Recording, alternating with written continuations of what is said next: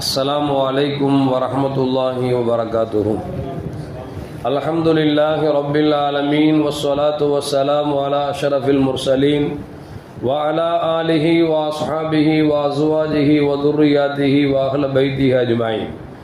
சங்கைக்கும் மேன்மைக்கும் உரிய பெரியோர்களை, சகோதரர்களை, எல்லாம் வல்ல அல்லாஹு ஜல்ல ஜலாலுஹு நாம் செய்யக்கூடிய எல்லா நற்காரியங்களையும் முகஸ்துதியின்றி இஹ்லாஸான முறையில் இறைவனுக்காக மட்டுமே செய்யப்பட்ட நல்வணக்கங்களில் நம் வணக்கங்களை அல்லாஹ் அங்கீகரித்துக் கொள்வானாக.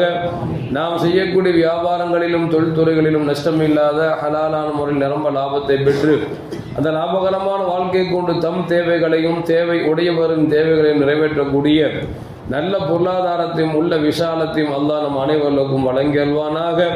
கஞ்சத்தனம் என்கிற தீய பண்பை விட்டு அல்லாஹ் நம்மை பாதுகாத்துக் கொள்வானாக.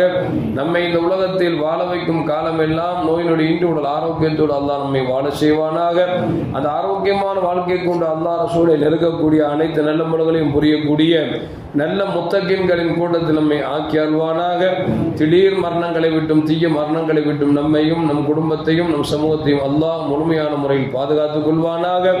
மருத்துவமனையின் செலவினங்களை விட்டும் வேதனைகளை விட்டும் அல்லாஹ் நம்மை காத்தல்வானாக.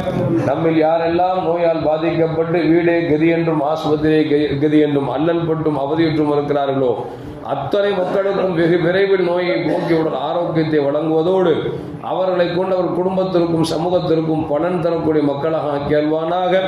நாம் இந்த உலகத்தில் வாழ்ந்து மறைகிற நேரத்தில் லா இலாஹ இல்லல்லாஹ் முஹம்மது ரசூலுல்லாஹ் என்ற கலிமாவை மொழிந்து ஜன்னத்துல் ஃபிர்தௌஸை கண்ணால் கண்டாக மகிழ்ந்து சிரித்த வண்ணமாக மரணிக்கக்கூடிய நல்பாக்கியம் பெற்ற மக்களில் அல்லாஹ் நம்மை ஆக்கியாழ்வானாக. மரணித்தும் மரணிக்காத இறைநேசரின் கூட்டத்தில் அல்லாஹ் நம்மை ஆக்கியாழ்வானாக. நாளை மறுமையில முத்து முஹம்மது ரசூலுல்லாஹி ஸல்லல்லாஹு அலைஹி வஸல்லம் அவர்களின் திருக்கரங்களால் ஹவுதுல் கௌசர் என்கிற தடாகத்தில் நீர் வருகிய அன்னாரின் ஷஃபாத்தை பெற்று அன்னாரின் கரம் பிடித்து ஜன்னத்துல் ஃபிர்தௌஸ் என்ற உயர்ந்த சொர்க்கத்தில் அவர்களோடு அல்லாஹ் நம்மை சங்கமிக்க செய்வானாக. எல்லாவற்றுக்கும் மேலாக இறை அன்பை பெற்று இறைவனை பார்த்து பரவசம் அடையக்கூடிய அவருடைய லிக்காவையும் ரிலாவையும் பெற்ற மக்களில் அல்லாஹ் நம்மை ஆக்கி அருள்வானாக. இமாம் ஹசன் பஸ்ரி ரஹ்மத்துல்லாஹி அலைஹி மிகப்பெரிய ஆற்றலை பெற்றவர்கள், மிகப்பெரிய ஞானியும் கூட.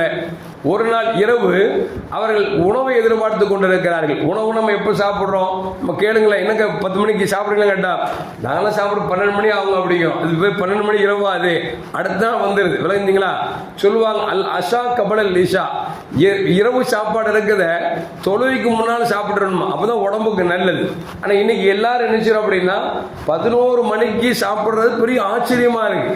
9:30 மணிக்கு ஒரு நாள் சாப்பிட்டாருன்னா 9:30 சாப்பிட்றீங்களா அப்படின்னு ஆச்சரியமா கேட்கக்கூடிய அளவுக்கு ஆகி போச்சு. ஆனால் ஒரு காலத்தில் இஷாவுக்கு முன்னாடி சாப்பிட்டுட்டு அப்புறம் இஷா தொழுதுட்டு அப்புறம் படுப்பாங்க. ஆனால் இன்னைக்கு எப்படி ஆகி போச்சு அப்படின்னா நம்ம தூக்கத்திலே சாப்பிட்டுட்டு அப்படியே கவரக்கூடிய சூழ்நிலை வந்துருச்சு. நோய் நொடி அதிகமாக வந்துருச்சுன்னு வச்சுங்களேன். அல்லாஹ் பாதுகாக்கட்டும். இமாம் ஹசன் பஸ்ரி ரஹ்மத்துல்லாஹி அலைஹி சாப்பாடை எதிர்பார்த்துட்டு இருக்காங்க. தன்னுடைய பணியாளர் கொண்டு வருவாருன்னு சொல்லி பணியாளர் வர்றாரு, சாப்பாடு இல்லாமல் வர்றாங்க. இமாம் ஹசன் பஸ்ரி கேட்டாங்க, என்னப்பா சாப்பாடு எங்க அப்படின்னு கேட்டாங்க. இல்லை, நான் சாப்பாடு கொண்டு வந்துட்டு இருந்தேன், வரும்போது ஒரு வழியில ஒரு யாசகம் வந்து கேட்டாரு பசிக்குதுன்னு சொல்லி நான் கொடுத்துட்டேன் அப்படின்னு ஒண்ணு.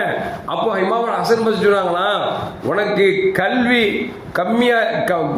கம்மியா இருக்குது, யக்கீன் என்று சொல்லக்கூடிய அல்லாஹ் மீது நம்பிக்கை உனக்கு அதிகமா இருக்குது. எப்படி இருக்கணும் அப்படின்னா கொஞ்சம் அறிவு ஜாஸ்தியா இருக்கணும், யக்கீன் கொஞ்சம் கம்மியா இருக்கணும் அப்படின்னாங்க. என்னங்க இப்படி சொல்றீங்க அப்படின்னாங்க. ஆமாப்பா, கொஞ்சம் அறிவு இருந்துச்சு அப்படின்னா கொண்டு வந்த சாப்பாட்டில் பாதியை கொடுத்துட்டு பாதியை கொண்டு வந்தா நானும் பசி போயிருக்கும், பசிவனுக்கு பாதி பசி போயிருக்குமா இல்லையா? அப்படி செய்யறது விட்டு போட்டு நம்ம கொடுத்தா அல்லாஹ் தருவாங்க, நம்பிக்கை அதிகமா இருக்குது, ஞானம் கொஞ்சம் புத்தி கம்மியா இருக்கு அப்படின்னு சொல்லி பேசிக்கொண்டே இருக்கிற பொழுது திடீரென்று ஒரு கதவு தட்டப்படுகிறது. அப்போ அந்த பணியாளர் பேர் ஹுபைப். அவர் கதவை திறந்து பார்க்கிறார். பார்த்தா ஒரு ஆள் வந்து ஒரு பாத்திரத்தில் நிறைய உணவு, வகை வகையான உணவு கொண்டு வந்து இருக்கிறார். இப்பொழுது கேட்கிறாங்க, என்னப்பா அப்படின்னாங்க. இல்ல, நீங்க கொடுத்தீங்கல்ல, அதுக்கு பகரமாக நீங்க யாருக்கு நீங்கள் கொடுத்தீர்களோ அவர் தரப்புல உங்களுக்கு கொடுக்கப்பட்டிருக்கிறது என்று சொல்லி சொன்ன பொழுது அப்பொழுது ஹுபைப் அவங்கள்ட்ட சொன்ன ஹசன் பஸ்ரி சொன்னாங்களா, உங்களுக்கு ஞானம் அதிகமாக இருக்கிறது ஆனால் யக்கீன் கம்மியாக இருக்கிறது என்று சொல்லி இமாம் ஹுபைப் அவர்கள் இமாம் ஹசன் பஸ்ரி அவங்கள பார்த்து சொன்னாங்களாம். அப்பதான் ஹசன் பஸ்ரி சொன்னாங்களாம், இல்லப்பா உன்னை சோதிச்சு பார்த்தேன், அதுக்குத்தான் அந்த வார்த்தையை சொன்னேன் அப்படின்னாங்களாம். எதுக்கு சொல்ல வர்ற அப்படின்னா, நாம் எதை செய்தாலும் அல்லாஹ் தருவான் என்கிற நம்பிக்கை இருந்தால் நாம் எதை செஞ்சாலும் ரிட்டர்ன் கிடைத்து நிச்சயமா அல்லாஹ் கொடுத்துருவான். கொடுக்கும் போது இது வருமா வராதா, தருவானா தரமாட்டான் அப்படின்னு அவநம்பிக்கையில் இருந்தோம் என்று சொன்னால் அது கிடைப்பது என்பது கஷ்டம் என்பதைத்தான் இந்த வரலாறு நமக்கு சொல்லி காட்டுகிறது. எல்லாம் வல்ல அல்லாஹ் ஜல்ல ஜலாலுஹு நல்லோர்களை நேசித்து வாழக்கூடிய நல்ல மூமின்களின் கூட்டத்தில் நம்மை ஆக்கி அருள்வானாக. அஸ்ஸலாமு அலைக்கும் வரஹ்மத்துல்லாஹி வபரகாத்துஹு.